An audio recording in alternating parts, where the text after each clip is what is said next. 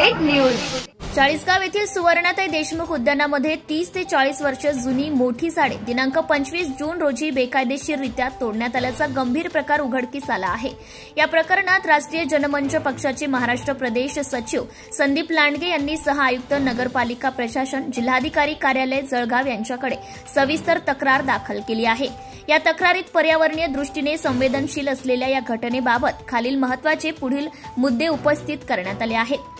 परवानगीचा अभाव, उद्यानातील झाडे तोडण्यासाठी कोणत्या अधिकाऱ्याची किंवा विभागाची परवानगी घेण्यात आली याबाबत माहिती देण्याची मागणी करण्यात आली आहे। तसेच त्या मंजुरीचे लिखित पुरावे मागण्यात आले आहेत।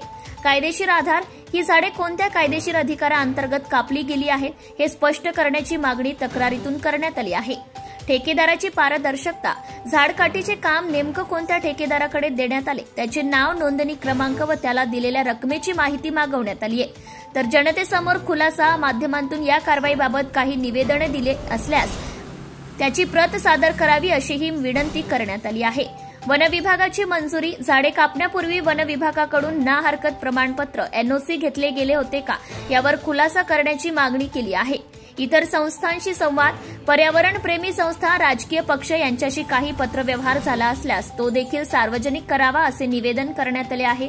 संदीप लांडगे यांनी रहा अपडेटशी बोलताना सांगितले की या झाडांची अवैध कत्तल ही पर्यावरणीय कायद्यांचे व नैतिकतेचे उल्लंघन आहे।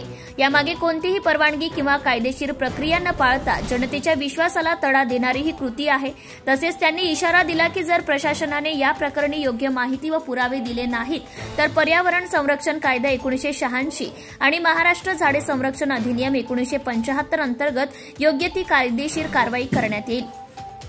हा प्रकार केवळ उद्यानातील सौंदर्य व हिरवळ नष्ट करणारा नाही तर भविष्यातील पिढ्यांच्या पर्यावरणीय अधिकारांवर घाला घालणारा आहे असे संदीप लांडगे यांनी सदर माहिती दिली आहे। ब्युरो रिपोर्ट, मुराद पटेल, चाळीसगाव।